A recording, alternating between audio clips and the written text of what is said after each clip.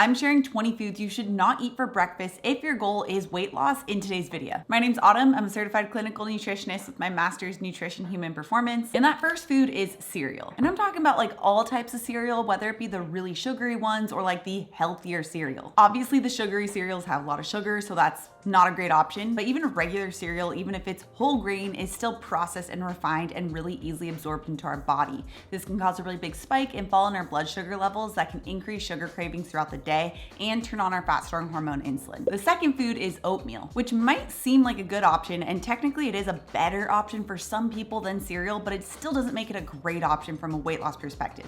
And I know that I'm going to get some people in the comments who are like, I ate oatmeal every day and I lost weight. And as I mentioned, it is a better option than some, so you probably will lose a little weight in the beginning if you used to have something like cereal instead. But with CGM data, it's been found that a lot of people still have a high blood sugar response to oatmeal. Studies have also found that it doesn't keep you as satiated as other breakfast foods like eggs and could possibly lead to eating more at the next meal. You can try my grain-free alternative to oatmeal with this video right up here. The third is French toast. You do sneak a little bit of protein in here with the egg, which makes it a little bit better, but French toast is still made with bread and it's the main thing that you're getting out of that meal. It's going to have a larger impact on our blood sugar and therefore our storing hormone insulin, not to mention the maple syrup that is probably drizzled on top of that. The fourth are breakfast sandwiches. Now again, it's because of the bread in this situation, but actually if you were to swap that bread out with some other type of wrap, like a jicama wrap or a coconut wrap, the protein that's in that breakfast sandwich would actually be really supportive of a weight loss goal. Okay, the fifth are muffins. Flour and sugar. That's pretty much all that a muffin is. There are some like protein muffins that you can make instead that use like protein powder and almond flour, and those would be a much better option. Okay, the sixth are pancakes. As you can see, there's a bit of a trend here. There's a lot of breakfast items that are just flour and sugar. But thankfully with pancakes, you can actually make protein pancakes that are so good. I make them all the time. And with that first meal for breakfast, you do want to make sure that you're getting high quality sources of protein. That helps make you feel full and satisfied and prevent snacking later in the day. Protein is also needed to help achieve a body recomposition goal, which is where you're losing body fat without losing muscle mass. So it really helps to support your metabolism as well. So you could make protein pancakes, which I do have a recipe for, and I'll have it linked down description below. Okay, the seventh are breakfast burritos. Just like with the breakfast sandwich, this actually could be a pretty good option, but then we get the potatoes that are inside of breakfast burritos. We also get the wheat wrap, both of which are really high glycemic load and really spikes our blood sugar levels. So instead, you can remove the potatoes, still add in the bacon, the eggs, maybe even some sausage if you want, and just wrap it in like a coconut wrap or a jicama wrap. Okay, the eighth is avocado toast. Now this one's kind of sneaky because a lot of people think of this as like a healthy breakfast item, but really all it is fat and carbs. We don't have any protein that's needed to help stabilize blood sugar level and help prevent more hunger later in the day. So if you aren't particularly carb sensitive, then you could try adding in protein into this meal. Like you could add on eggs or sausage or chicken, making sure that you're getting around 30 grams or more of protein. However, if you are carb sensitive, then you'll still want to add in that protein, but you'll want to swap out that toast for a lower glycemic load option, which there are quite a few. There's also homemade flax bread that works really well. I also have a recipe for that. I'll have it linked down description below. Okay, the ninth is breakfast tarts or Pop-Tarts. There's also like the strudels, I think is what they're called. Sugar, flour. One serving of Pop-Tarts has about 29 grams of sugar and 70 grams total of carbohydrates and only 1 gram of fiber. Not a great option. Okay, the 10th are hash browns.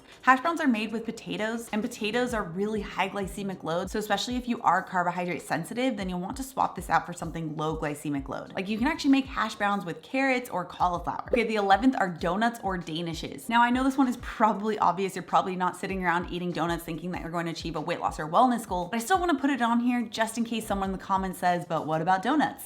Okay, the 12th are sugary lattes. Think like Starbucks vanilla latte or pumpkin spice latte, especially because it's kind of the season for that right now. Usually these sweetened coffees contain about 30 to 50 grams of added sugar, sometimes even more. That's more than a Coca-Cola. That's a lot of sugar. I have a 0 sugar coffee recipe that gives off like those vanilla latte vibes. Definitely check it out. It's like one of my favorite coffee recipes. I'll have it linked right up here. Okay, the 13th are bagels. Bagels are the equivalent of eating about roughly 4 slices of toast, and they also have a really high glycemic load of 38. Anything above 20 is considered high glycemic load, so this is really high, which means you're getting a really big spike in blood sugar as well as our storing hormone insulin that shuts off fat burning. Adding protein to this, like having some eggs with it, would help to at least balance out the blood sugar level a little bit, but it's still such a big glycemic load that if you are looking to achieve a weight loss goal, this would not be a great option. Okay, the 14th are nuts and dried fruit. Now, if you're in a rush and you tend to grab just like a handful of nuts and dried fruit and think you're doing something that is supportive of your goals, this could actually be holding you back. Having nuts and dried fruit is pretty much just having like sugar and fat. And dried fruit is also really high glycemic load. Combining sugar and fat can cause something called a bliss point, which causes us to to bypass our normal satiety cues and eat more than our body actually needs. The 15th are protein bars. Now, although these do have proteins, they tend to have a lot of sugar in them. Plus, in a lot of these protein bars, the protein that's actually included is very low quality. The 16th is granola. This is also one of those deceptively healthy food items, but when you boil it down, it's still just starch with added sugar on top. Plus, it has zero complete protein, so it's really easy, again, to eat more than your body actually needs while still not getting the protein needed to help achieve a body recomposition goal. Instead, if you're using granola to top something like your yogurt or your Greek yogurt, you can swap that out for zero sugar nuts or seeds or even coconut flakes. Okay, the 17th is a quiche. Now this one is like halfway awesome because it does have a lot of protein in it with the eggs. Sometimes there's sausage, sometimes there's bacon. There's also usually some type of veggie in there, so you get some fiber too.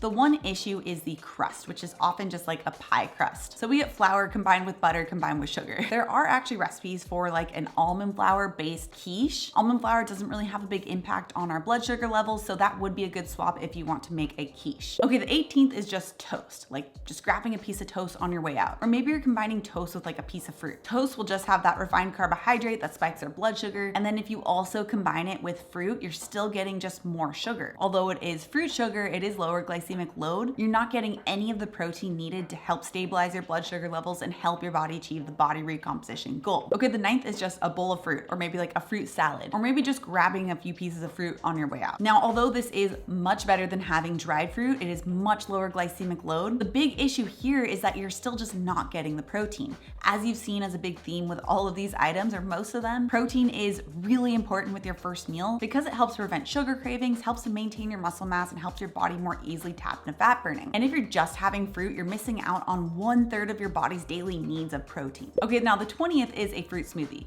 Now, if you're not new to my channel, you know that I love smoothies, but just having a fruit smoothie, again, is very high in sugar. Between fruit juice and adding in a ton of fruit, it is really easy to get upwards of 100 grams of sugar, which even though it is a healthier sugar, at that amount can still really greatly spike our blood sugar level. So instead, you still can make a smoothie, you just wanna make sure that it's low in sugar and high in protein. I have so many free smoothie recipes that taste amazing. Definitely recommend that you check out this video next for one of my favorites. Also, if you're new to my channel and you love this science-backed information, make sure you subscribe right here. Come out new videos every Tuesday and Thursday. All right, guys, thanks so much for tuning in, and I'll see you in my next video.